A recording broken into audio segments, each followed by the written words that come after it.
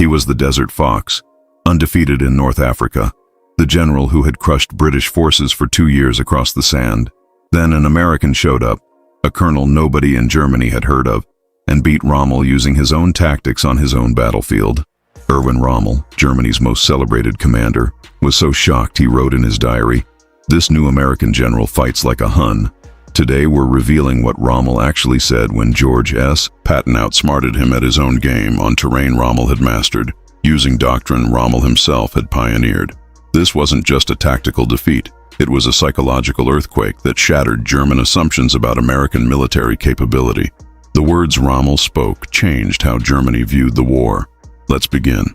March 1943. Erwin Rommel stood at the peak of his legend. The Desert Fox had earned that nickname through 2 years of brilliant campaigns across North Africa. He'd humiliated larger British forces, executed daring flanking maneuvers, and pioneered mobile armored warfare in desert conditions. British commanders feared him.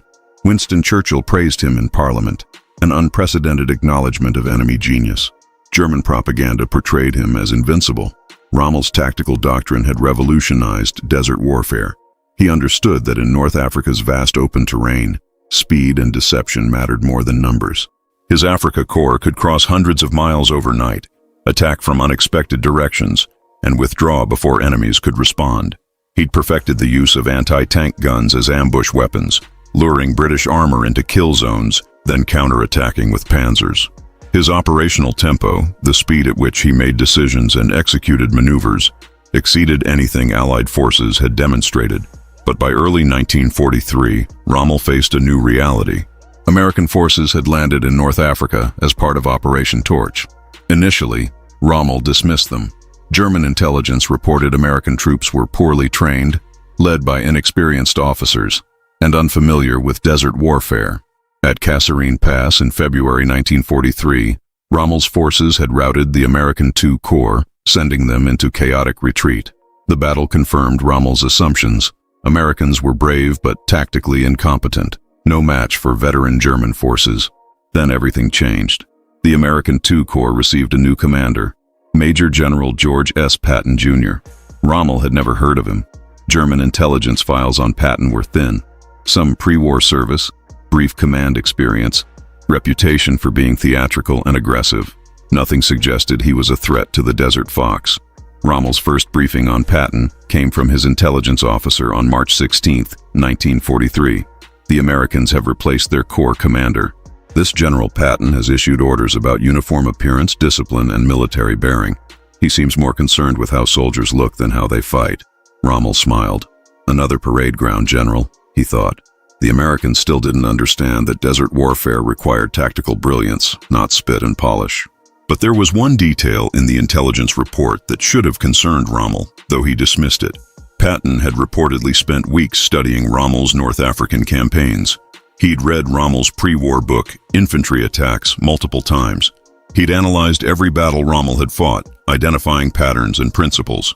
Patton knew Rommel's doctrine better than most German officers. Rommel's assumption was understandable. Why would studying past battles help an inexperienced American general? Rommel had adapted his tactics constantly, learning from each engagement. No static analysis could predict his next move, or so he believed. What Rommel couldn't know, was that Patton wasn't just studying Rommel's past. He was learning to think like Rommel, to anticipate how the Desert Fox would respond in different situations. Patton was becoming Rommel's student and his mirror image simultaneously. Within days, Rommel would discover that his newest opponent understood him better than he understood himself. March 17, 1943. El Ghoutar, Tunisia. Patton had been in command of the II Corps for barely 2 weeks. Standard doctrine after a defeat like Kasserine Pass called for months of rebuilding, retraining, and restoring morale. Patton attacked immediately. When Rommel received reports of American offensive operations at El Ghoutar, his first reaction was disbelief. Surely the Americans weren't stupid enough to launch attacks so soon after being defeated. Then the details arrived, and Rommel's expression changed. The Americans weren't just attacking, they were using his tactics. Patton had positioned anti-tank guns and artillery in concealed defensive positions, then allowed German armor to attack. It was Rommel's signature ambush tactic, the same method that had destroyed countless British tank formations. But now Americans were using it against German forces. The 10th Panzer Division, expecting another easy victory over inexperienced Americans, drove directly into the trap. Rommel's after-action reports from El Guetar made him pause. American forces demonstrated unexpected tactical sophistication. Defensive positions were well concealed. Anti-tank fire was coordinated and effective. Our armor suffered significant losses before withdrawing. This wasn't the description of the incompetent enemy Rommel had faced at Kasserine Pass 3 weeks earlier. But what really shocked Rommel was the operational tempo. American forces weren't just defending, they were counterattacking aggressively, pursuing German withdrawals, maintaining pressure. This was mobile warfare, the style Rommel had pioneered. Somehow, in 2 weeks, this American general had transformed a defeated, demoralized corps into an aggressive, tactically competent force. Rommel requested more intelligence on Patton. What came back troubled him. Patton had been studying Rommel specifically. He'd told his officers, "Rommel, you magnificent bastard, I read your book." The line became famous, though its authenticity is debated. What's undeniable is that Patton had made himself an expert on Rommel's methods and was now employing them. On March 23rd, Rommel wrote in his diary an entry that reveals his state of mind. The Americans have a new general. This Patton is different from their other commanders. He shows initiative, aggression, and understanding of mobile operations. His forces at El Guetar fought with skill I did not expect from troops who were defeated so recently. We may have underestimated American potential. For Rommel, this admission was significant. He'd built his reputation on tactical superiority over British forces. The idea that Americans, newcomers to the theater, could match German tactical excellence challenged fundamental assumptions.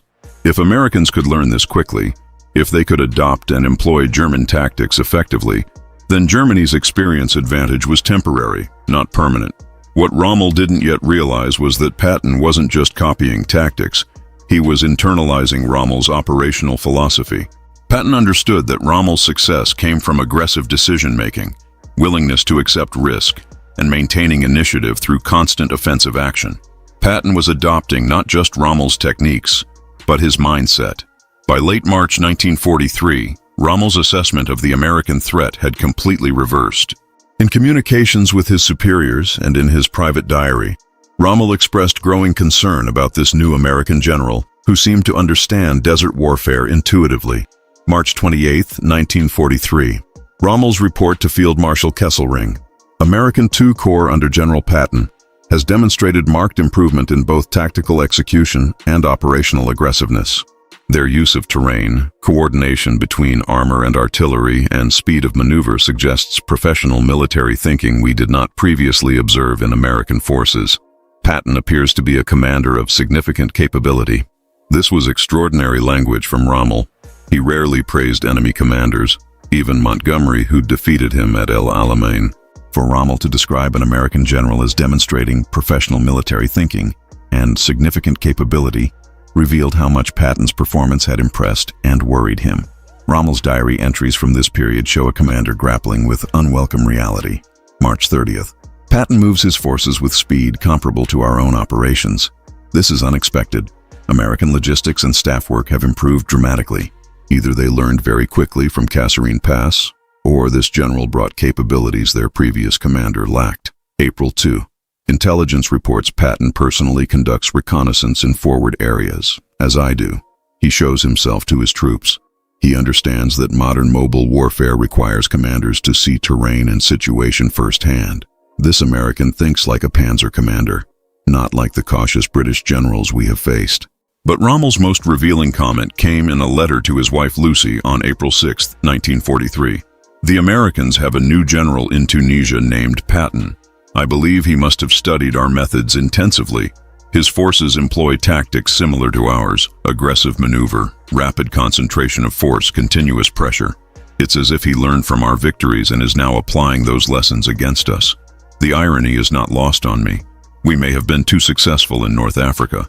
We taught the world how to fight mobile armored warfare, and now they're using our own lessons against us. This last observation was profound. Rommel recognized that Germany's tactical innovations, blitzkrieg, combined arms coordination, operational tempo, had been studied and absorbed by opponents. Patton represented the maturing of Allied military capability, the end of German tactical monopoly. Rommel also noted tactical changes in Patton's operations that went beyond mere copying. April 8th. Patton employs our methods but adapts them to American strengths: superior logistics, air support, and artillery. He's not simply imitating our tactics, he's synthesizing them with American material advantages. This combination may prove more effective than either approach alone. April 7th, 1943. This date marked a turning point in how Rommel viewed American military capability, embodied in one engagement that demonstrated Patton had not just learned Rommel's tactics but had evolved beyond them. Intelligence reports reached Rommel's headquarters describing an American attack that had anticipated and countered German defensive preparations. Patton's forces had feinted toward one objective, drawing German reserves, then attacked elsewhere with overwhelming force. It was operational-level deception, exactly the kind of maneuver Rommel himself employed. When Rommel studied the battle reports, he realized something disturbing. Patton had predicted how Rommel would defend, and had planned specifically to defeat that defensive scheme.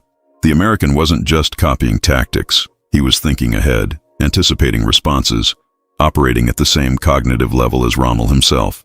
Rommel called a staff meeting to discuss the American threat. According to officers present, Rommel made an unprecedented statement. "Gentlemen, we are no longer fighting the hesitant, inexperienced Americans we encountered at Kasserine Pass. Under this General Patton, they have become formidable opponents. He understands mobile warfare as well as any German commander. We must adjust our assessment of American capabilities accordingly." One staff officer asked if Rommel considered Patton personally dangerous. Rommel's response, recorded in multiple accounts: "Dangerous? Yes, but more than dangerous. He's competent. Competence is more concerning than aggression. An aggressive fool makes mistakes we can exploit. A competent aggressive commander forces us to fight at our best, and even then, victory is uncertain." Rommel was pulled out of North Africa in early March for health reasons, before the final Tunisian campaign concluded. He never directly faced Patton in major operations, but in the brief weeks when their forces opposed each other, Rommel had learned enough to fundamentally change his assessment of American military potential. In his final days commanding Africa Corps, Rommel sent a message to German High Command that was declassified decades later. "The American Army has come of age in North Africa. Under commanders like Patton, they demonstrate tactical flexibility and operational tempo equal to our own." The notion that American forces are inferior to German troops must be abandoned. They learn quickly, adapt effectively, and possess material advantages we cannot match. Future planning should account for American forces becoming the equal of any European army. This was the Desert Fox's verdict. The Americans had arrived as serious opponents, and Patton was the general who'd proven it. Rommel's words carried weight because he was Germany's most celebrated field commander. If Rommel said Americans were dangerous, German High Command had to listen. After leaving North Africa, Rommel never publicly spoke extensively about Patton, but his private writings and conversations with fellow officers reveal genuine respect tinged with professional rivalry. Rommel had faced British commanders for 2 years and consistently outmaneuvered them. Patton was different.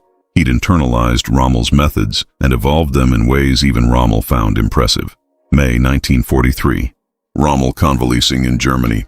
In conversations with General Oberst Heinz Guderian, architect of German Panzer doctrine, Rommel discussed the American general who'd impressed him.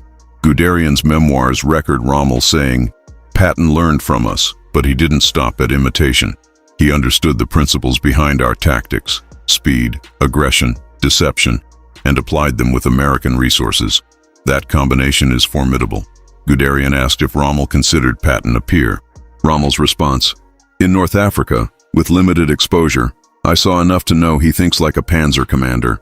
Whether he's truly my equal, I cannot say. We never had a proper extended campaign against each other, but I wouldn't want to face him in France with a full army at his disposal." This prediction proved accurate. When Patton's Third Army rampaged across France in 1944, Rommel, now commanding Army Group B defending France, watched Patton's advance rates with grim recognition. This was the same operational tempo, the same aggressive pursuit, the same refusal to allow enemies to regroup that Rommel had employed in his victories.